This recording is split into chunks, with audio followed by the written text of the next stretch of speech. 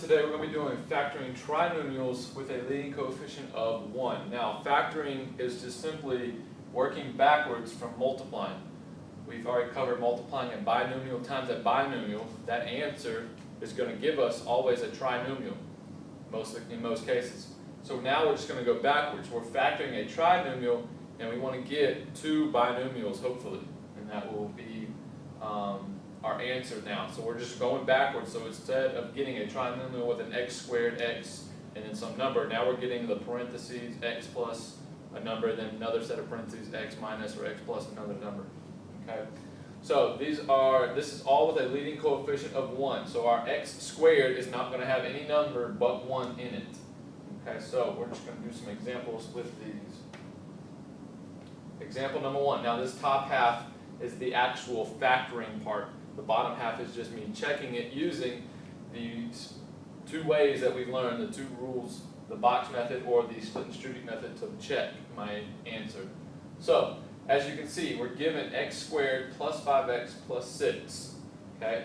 We want to see what we can break this down into to get our answer. Okay? The way I teach it, the way I'm using this, is I use a t-chart. Okay? So you have your t-chart here. So draw a t-chart on your paper. In that t-chart, the last number out of your trinomial, the last number was 6. The last number goes on the left-hand side of your t-chart. So last and left both have an L in common. Hopefully you can remember that. The last number goes on the left-hand side of your t-chart, which makes the middle number, the next number over, the middle number goes on the right-hand side. Okay, so if you know the last number goes on the left, hopefully you can get in the habit of putting the middle number on the right. Then, what we need to do, we're going to list the multiples, and this is where people get stuck. We need to list all the multiples of 6. What times what gives me 6? Every possible scenario, I need to list underneath that last number. So I listed 1 and 6. 1 times 6 does give me 6. 2 times 3 does give me 6. Those are all the multiples of 6. Once I've done that, I want to add across. So I'm going to add across this way to see if I get a 5. So 1 plus 6 is 7. That is not 5. So these two numbers right here did not work for my answer. 2 plus 3, that does give me 5. That does match my middle number. So these are my two things that I'm going to use in my answer. Now the way I write my answer, I'm going to take a positive 2 and a positive 3. And I'm just simply going to write x plus 2 and x plus 3 with your parentheses around it. Now, as you can see, this is what we had last week when we were multiplying a binomial times a binomial. This would typically be our answer.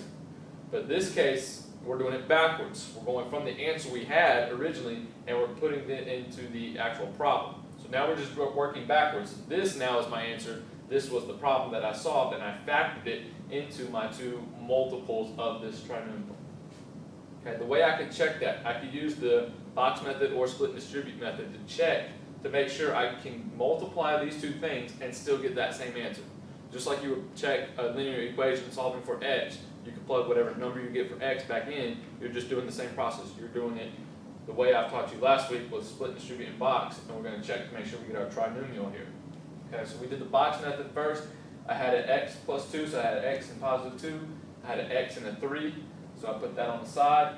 Multiply to get in the middle.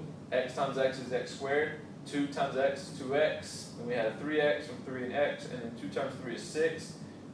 You can draw your peanut around like terms. 2x plus 3x, that gives me 5x, and I had an x squared and a positive 6. So I can see that this matches my original problem, so I know I factored my trinomial correctly. Now if you want to see that done the just split and distribute way, I simply did the same thing. We had x, I split up the x in 2, okay, and I multiplied it to the x plus 3. So I split x here, positive 2 here, then I multiplied x plus 3 and x plus 3. When I distribute, I got x squared and a 3x out of this. And when I distribute my 2, I got a 2x and a 6.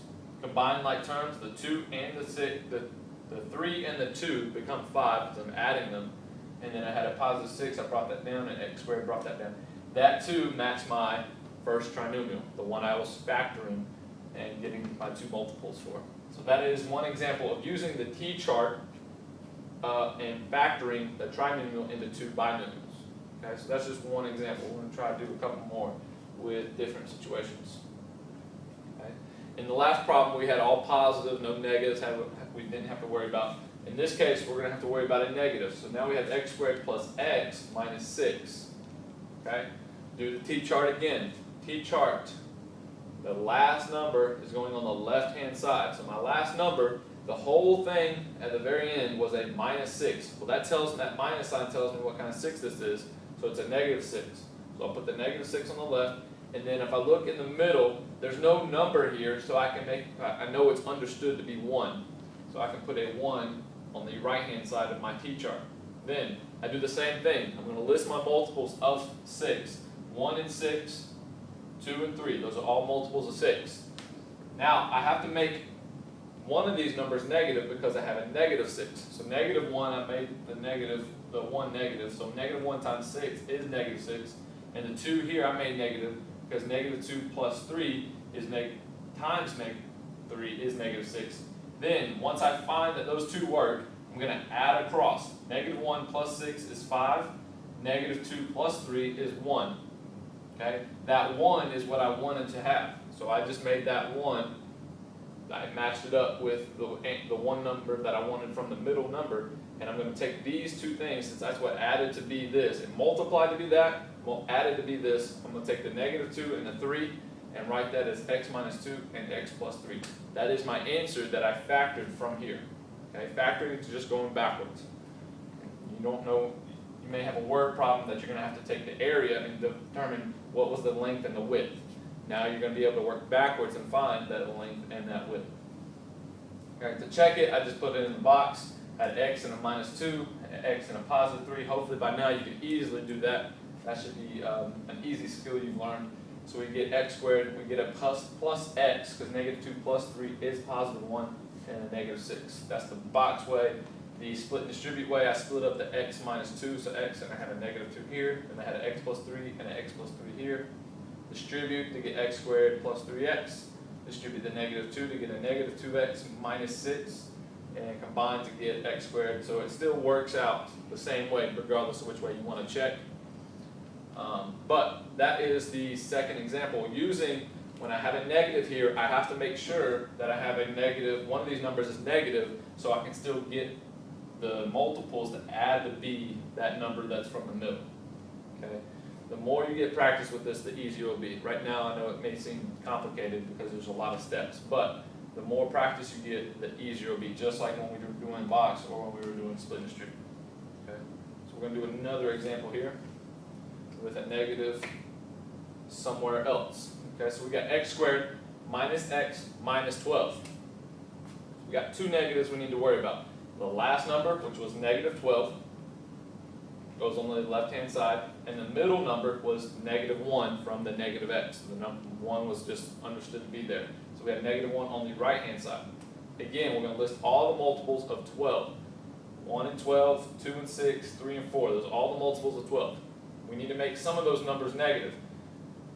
And if you look, you want to know, kind of have an idea of what you're trying to make negative. If my numbers are both negative here, one of them, the larger multiple will probably need to be negative. And we'll check that to see here in a minute. If both numbers are negative, the larger multiple should be negative. In this case, I didn't make that. So negative 1 plus 12 is 11. That's nowhere near negative 1. So I wasn't even close there. 2 plus negative 6. My 6 is negative because it's the larger multiple. If I add across, I get a negative 4. That's almost close to negative 1, but not what we need. Last one, we have 3 plus negative 4. 4 is larger than 3, so I make my 4 negative, and when I add across, I get a negative 1. That is what I wanted to match up with from the middle number. So because those two multiply to be negative 12 and add to be negative 1, I can put those in my answer. X plus 3 and then x minus 4. That was my factored binomials from this trinomial. Okay, so it's just working backwards from what we did with multiplying polynomials. Okay, so again, when they have negatives on both sides, you need to make the larger multiple negative. We got one more example here.